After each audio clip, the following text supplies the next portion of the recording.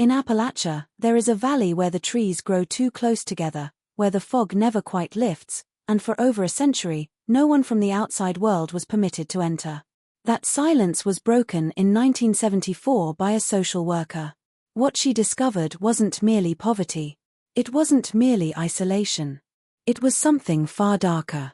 A family tree that didn't branch. Instead, it circled back on itself again and again, like a noose tightening around its own bloodline. 3 generations had been born from the same father by the time the authorities arrived. And no one, not even the children, could tell you who he was. Hello everyone. Before we begin, be sure to like and subscribe to the channel, leaving a comment with where you're from and what time you're watching. This way, YouTube will keep showing you stories just like this one. Hollow Creek is what they called it, though you won't find it on any modern map. Wedged between 2 ridges in the mountains of eastern Kentucky, it was accessible only by a single dirt road that washed out every spring. The nearest town was 14 miles away. And even the locals there didn't speak about the people living up in that hollow. They had a name for them, whispered over drinks at the general store, muttered in church parking lots, but no one ever said it out loud, not where it could be repeated. Since before the Civil War, the family had lived there. 6, maybe 7 generations, all on the same stretch of land. They didn't go to town. They didn't go to school. They didn't marry outside the hollow. And for over 100 years, the rest of the world let them be. It wasn't kindness. It was fear.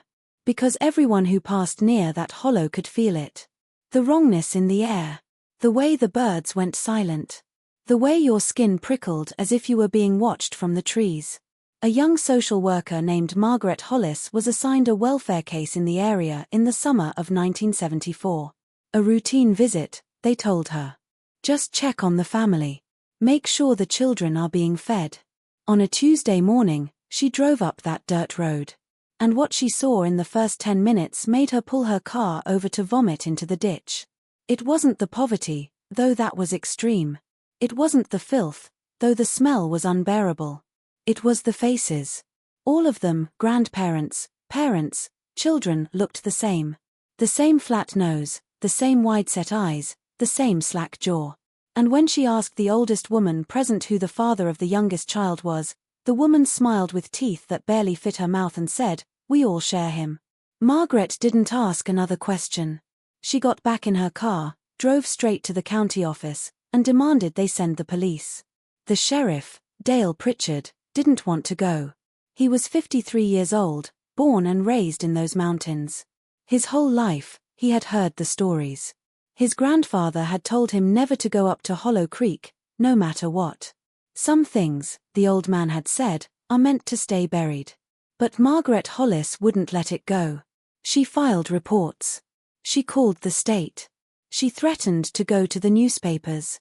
So on a grey October morning, Sheriff Pritchard, 2 deputies, and a doctor from the county hospital made the drive up that winding road. They brought cameras. They brought medical supplies. What they didn't bring was enough psychological preparation for what they were about to document. The family lived in 3 structures. A main house that was more rotted wood than solid frame, a barn that had been converted into sleeping quarters, and a shed where they kept what little livestock they had. 17 people in total. The oldest was a woman they called Granny, though no one could say for certain how old she was. She might have been 60. She might have been 80. Her skin hung loose on her bones, and her eyes were clouded with cataracts. But she moved through that house as if she owned every shadow in it. The youngest was an infant, maybe 4 months old, with a head too large for its body and eyes that didn't track movement. Between them were 15 others, children, teenagers, adults, all bearing the unmistakable signs of severe inbreeding, microcephaly, cognitive disabilities, skeletal deformities. Some could barely speak, others couldn't walk without assistance. And they all watched the strangers with the same unblinking stare, like animals that had forgotten they were human. The doctor tried to conduct examinations, but the family wouldn't let him touch the children. Granny stood in front of them, arms spread wide, and said in a voice like gravel scraping glass, "You ain't taking what's ours." That's when Sheriff Pritchard noticed something that made his blood run cold. On the wall, scratched into the wood with what looked like a knife, were names, dozens of them, but they repeated. The same 5 or 6 names over and over, spanning what must have been decades, and at the center of it all, carved deeper than the rest, was a single word, father. Back at the station, they tried to make sense of it. The doctor laid out photographs on the sheriff's desk. Polaroids that would later be sealed in evidence boxes and hidden from the public for nearly 30 years. Children with eyes too far apart. A teenage girl with fingers fused together. A boy, maybe 12, whose spine curved so severely he couldn't stand upright. But it was the genealogy that broke them. Margaret had managed to get some of the older children to talk, though their speech was slurred and difficult to understand. She wrote down names, drew lines, and tried to construct a family tree. They called him father, though that wasn't his Christian name. He had fathered children with his own daughters, who then gave birth to more children whom he also fathered. The bloodline didn't just fold back on itself. It collapsed inward, generation after generation, like a star dying in slow motion. But here's what made it worse. Father had been dead for 23 years. Margaret found his grave behind the main house, marked with a stone that had no dates, just that single word carved deep, father. And yet when she asked the younger women, girls, really, some not even 16, who had fathered their children, they all said the same thing. Father did. At first they thought it was confusion, trauma, an inability to understand the question. But then one of the deputies found something in the barn that changed everything.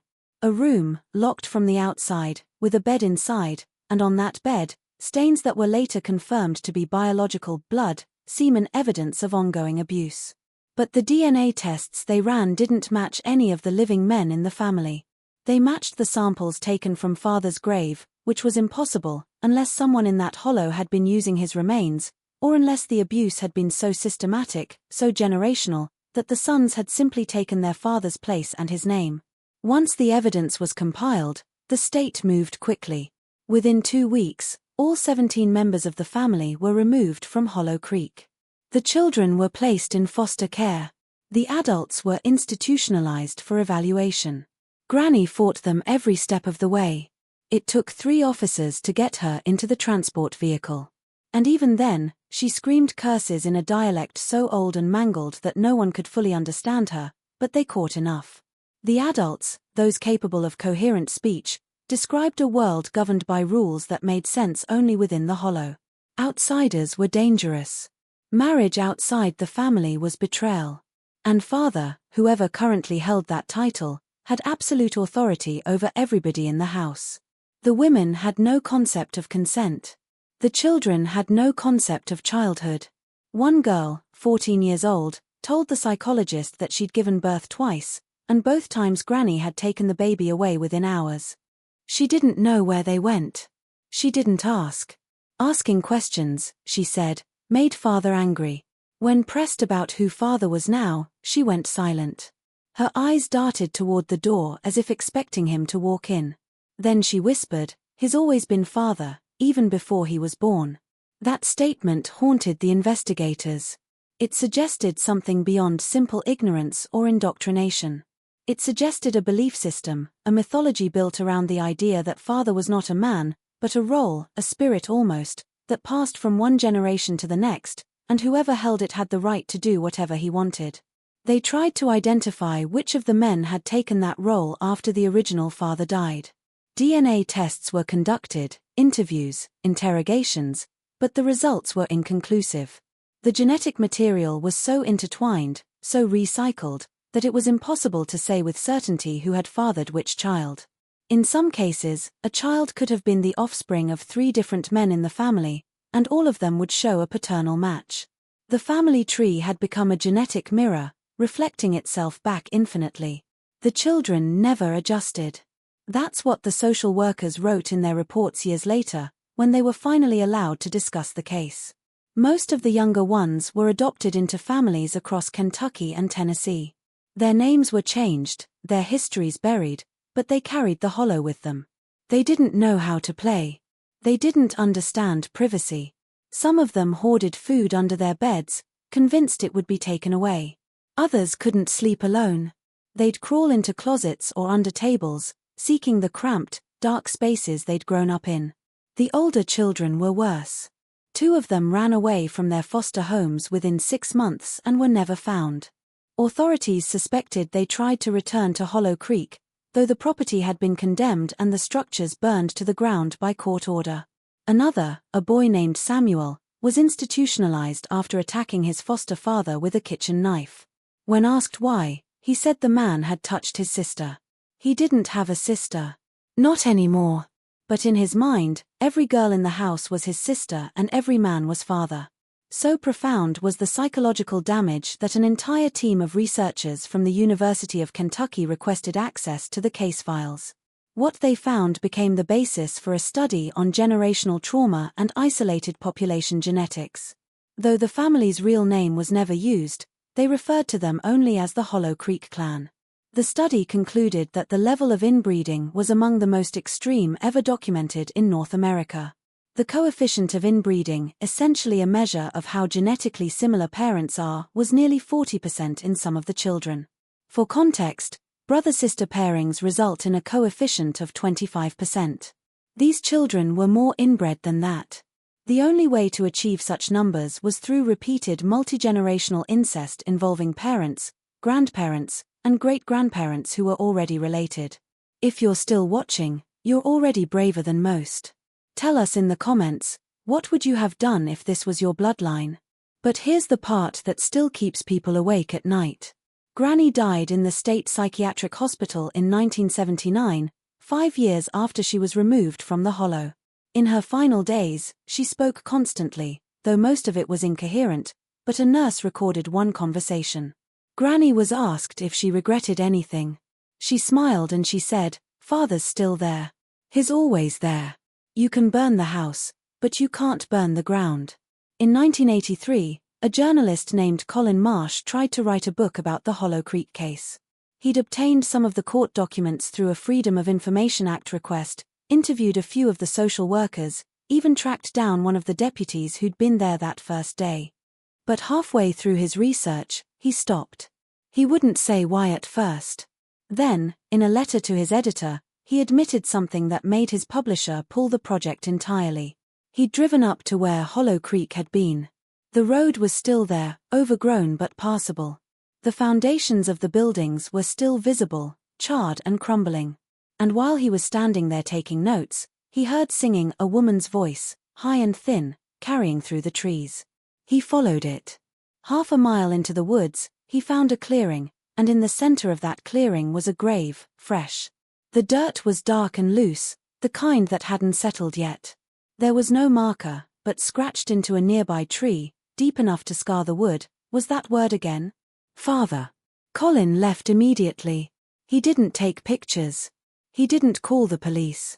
He just got in his car, drove back to Lexington, and he never went back. When asked why he didn't report it, he said, "Because I don't think it was meant for the police. I think it was meant for me." A warning. No investigation was ever conducted. Nobody was ever exhumed. Officially, Hollow Creek is empty, abandoned. A footnote in Appalachian history. But locals will tell you different. They'll tell you that people still see lights up in those hills at night, campfires maybe, or lanterns. They'll tell you that hunters who wander too close come back different, quiet, confused. Some of them don't come back at all. And there's one story whispered in the bars around that county, that a few years ago, a hiker found a shack deep in the woods near where the hollow used to be.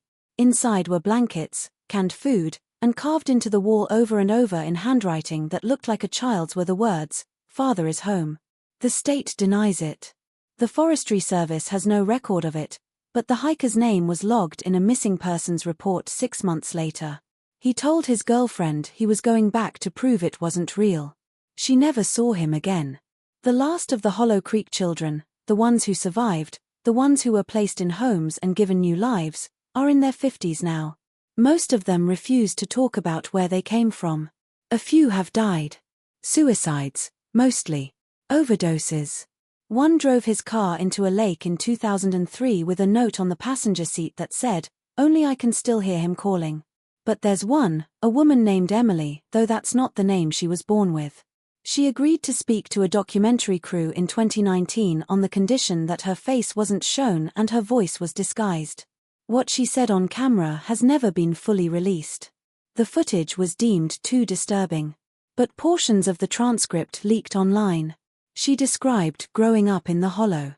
The way the days blurred together, the way Granny would hum while she cooked, the same melody over and over like a lie meant to keep you asleep even when your eyes were open. She described the room in the barn, the smell of it, the sound of the lock clicking shut from the outside. And she described Father, not the original one, not the man in the grave, but the one who came after. She said he wore a mask, not a real mask, but something made from cloth and mud tied around his face so you could only see his eyes. And those eyes, she said, were empty, like looking into a well with no bottom. She said the worst part wasn't what he did. It was that she'd stopped feeling it after a while. Stopped feeling anything, as if her body had learned to go somewhere else, somewhere far away while it happened. And when it was over, Granny would wash her in cold water from the creek and tell her she'd done good, that Father was pleased, that the family would continue. Emily was 11 years old the day the police came. She said she didn't feel relieved. She felt terror because leaving meant the world outside, and the world outside didn't have rules. In the hollow, you knew what to expect. Out here, she said, nothing made sense. She has spent the last 40 years trying to build a normal life. She has a job, a small apartment, no children. She says she made that decision early. She couldn't risk it. Couldn't risk passing on whatever was inside her. And at night, when she closes her eyes, she still hears it. That humming, that melody Granny used to sing. She doesn't know the words, but she knows what it means. It means Father is waiting. Not in the hollow, not in the grave, but in the blood, in the bones, in the part of her that will never leave those mountains. No matter how far she runs. The state of Kentucky sealed the case files in 1985. They'll remain sealed until 2075. 60 years of silence mandated by law. By then, everyone involved will be dead: the children, the investigators, the people who saw what happened up in that hollow and carried it with them for the rest of their lives. But the land is still there. The trees, the fog, the dirt where the house once stood. And if you go up there, if you're brave enough or foolish enough to walk that old road, you'll feel it. That wrongness in the air, that weight pressing down on your chest. And if you're quiet, if you stand very still and listen, you might hear it, too. The singing, faint, distant, a woman's voice, high and thin, carrying through the trees, calling you deeper, calling you home. Some stories don't end, they just stop being told. This is one of them. If this video disturbed you, if it made you think, leave a comment below. Tell us what's the darkest family secret you've ever heard. And if you want more stories like this, stories the world tried to forget, make sure you're subscribed because there are more hollows out there, more secrets buried in the hills, and we're just getting started.